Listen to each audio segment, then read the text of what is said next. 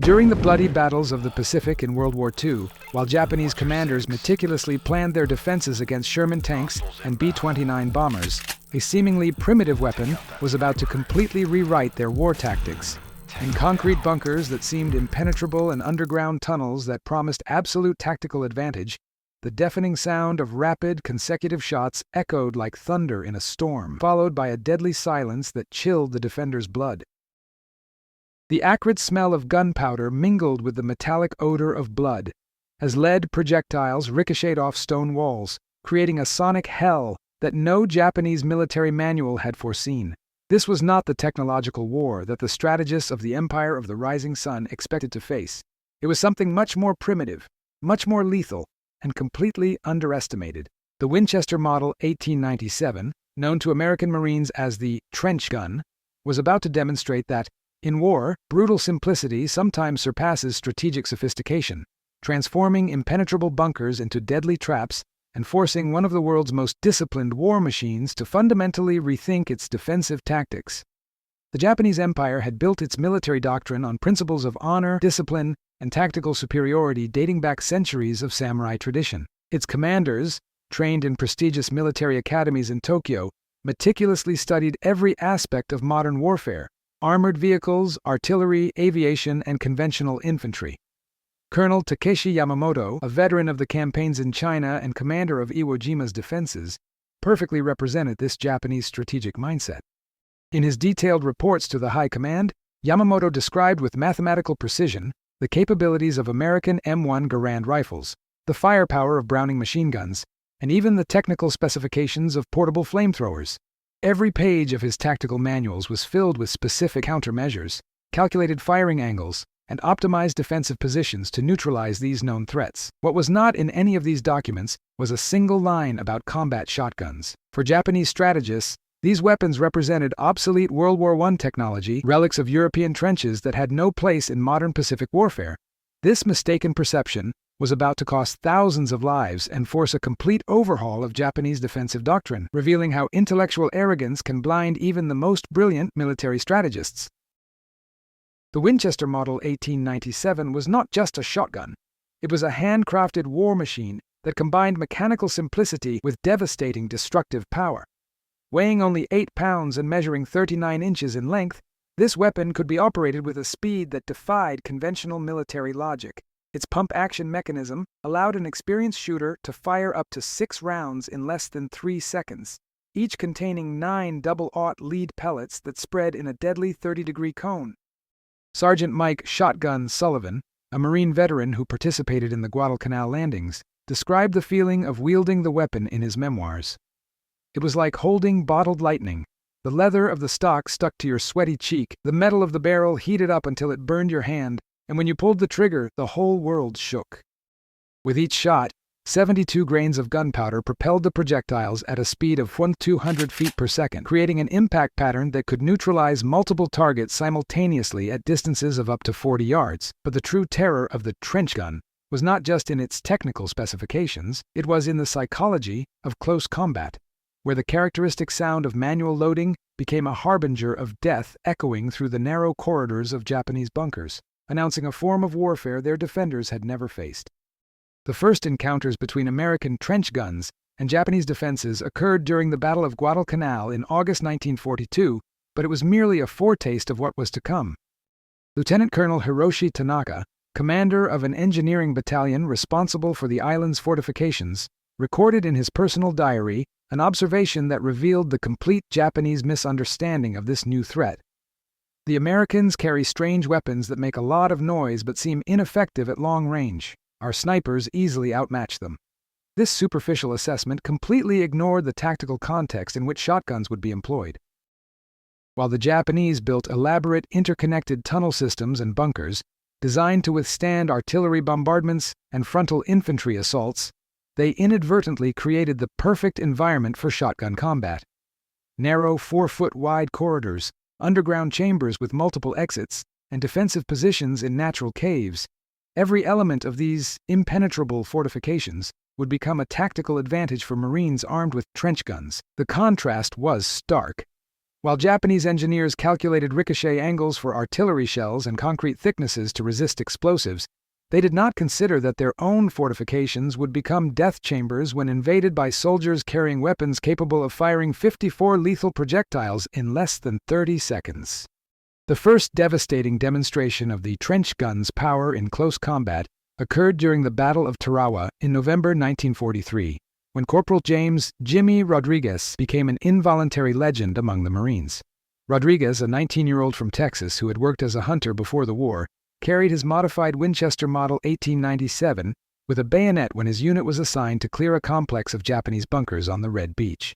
What happened in the next 15 minutes would forever change the Japanese perception of American weaponry. Inside the first bunker, Rodriguez found 8 Japanese soldiers positioned in a 12 by 8-foot chamber, armed with Arisaka rifles and a Type 96 machine gun. In less than 10 seconds, 6 consecutive shots from his shotgun neutralized the entire defensive position, with lead projectiles ricocheting off the concrete walls and creating a lethal multiplier effect that no tactical manual had foreseen. The deafening sound of shots in confined space completely disoriented the surviving defenders, while the dense smoke from burnt gunpowder created a curtain that masked Rodriguez's movements. When Japanese reinforcements arrived at the bunker 20 minutes later, they found a scene that defied their understanding of combat. Walls riddled with projectile marks, equipment destroyed by multiple impacts, and evidence that a single weapon had completely dominated a position that should have been impenetrable. News of the devastating effectiveness of American shotguns began to spread through Japanese military communications like a panic virus. Field reports reached Imperial headquarters with descriptions that seemed exaggerated or even fictitious to commanders who had never witnessed shotgun combat. Major Kenji Nakamura, an intelligence officer responsible for analyzing American tactics, wrote in a confidential report in December 1943, "American soldiers use multiple fire weapons that produce disproportionate effects in confined spaces. Further investigation into these hunting weapons, adapted for military use, is recommended." The cautious language of the report masked a much more alarming reality. The Japanese simply could not comprehend how a seemingly primitive weapon was neutralizing their most sophisticated defenses. Meanwhile, on the American side, demand for trench guns soared exponentially. The Winchester Arms Company, which produced only 500 Model 1897 units monthly before the war, had to expand its production to 3,000 units per month by the end of 1943. Each shotgun sent to the Pacific was accompanied by 200 special combat cartridges, loaded with hardened lead pellets specifically designed to maximize damage in close combat. The contrast between perception and reality was becoming an abyss. While the Japanese continued to focus on increasingly elaborate fortifications, the Americans were perfecting a war tool that turned those very fortifications into tactical advantages. The psychological transformation in Japanese soldiers became evident during the Battle of Saipan in June 1944, when for the first time cases were documented of Imperial troops abandoning defensive positions even before direct contact with the enemy. First-class soldier Yoshio Taniguchi, captured after the battle, provided testimony that revealed the devastating psychological impact of the trench guns. "When we heard the sound of metal hitting metal, the loading of the American weapon, we knew death was coming. It wasn't like the sound of rifles or machine guns we knew. It was different, closer, more personal." This testimony illustrated a fundamental shift in the Japanese combat mentality. Soldiers who had been trained to fight to the death, who considered surrender a dishonor worse than death, were beginning to question the effectiveness of their traditional defensive tactics. The phenomenon spread rapidly through Japanese units in the Pacific, creating what American military psychologists would later classify as close combat phobia. Bunkers that were previously fiercely defended to the last man began to be abandoned after the first shotgun blasts, with Japanese soldiers preferring to face the enemy in open ground where their conventional weapons maintained an advantage. This behavioral change represented an American psychological victory that went far beyond the physical casualties caused by the trench guns. It was the erosion of Japanese confidence in their own fortifications and defensive tactics. The definitive turning point in Japanese perception of American shotguns occurred during the Battle of Iwo Jima in February 1945, when General Kuribayashi was forced to completely revise his defensive strategy after only 3 days of combat.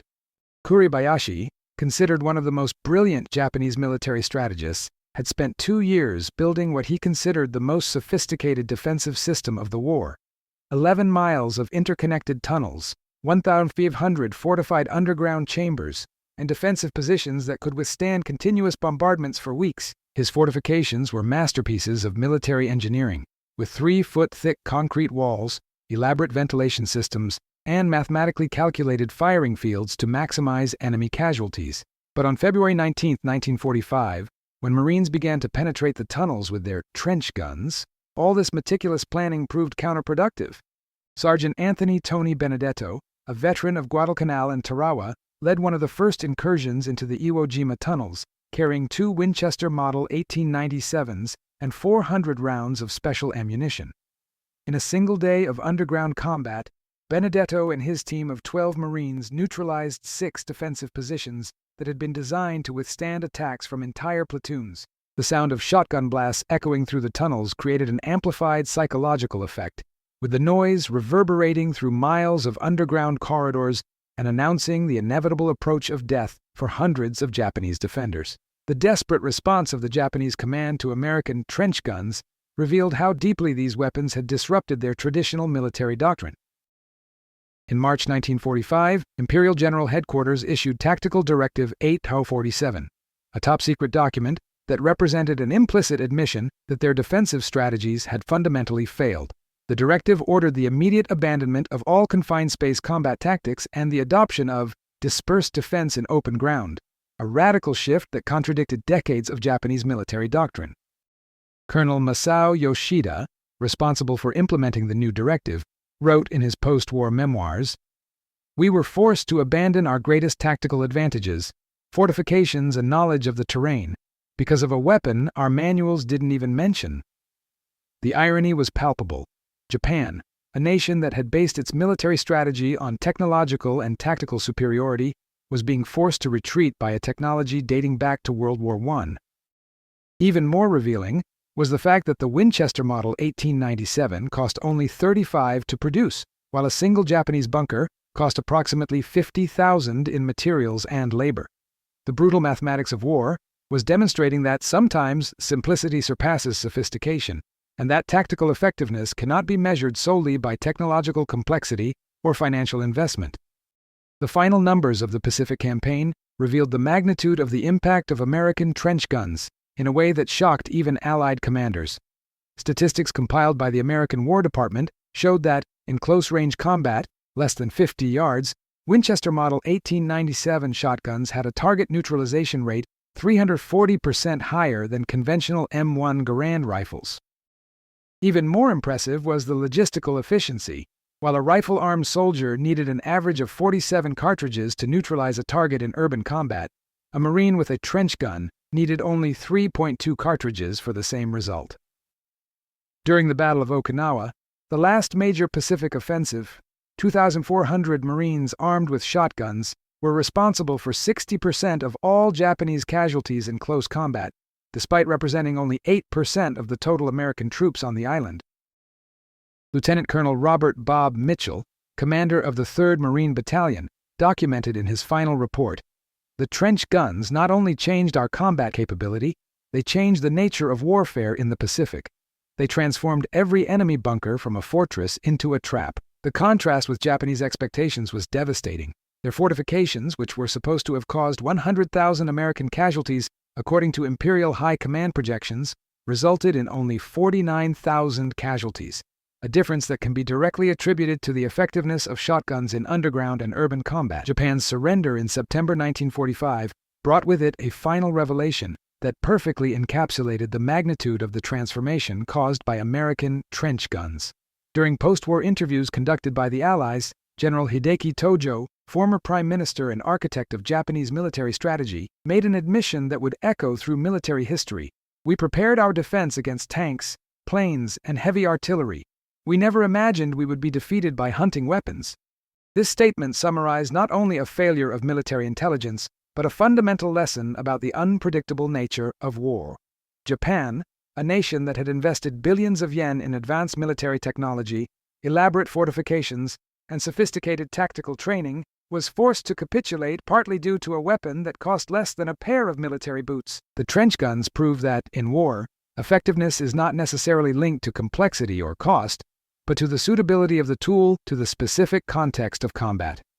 Today, the Winchester Model 1897 is displayed in military museums around the world as a symbol of how brutal simplicity can overcome strategic sophistication, and how underestimating a seemingly minor threat can alter the course of history. The lesson remains relevant. In a world obsessed with advanced technology and complex systems, sometimes the most effective solution is also the simplest, just waiting for someone to have the vision to apply it in the right context.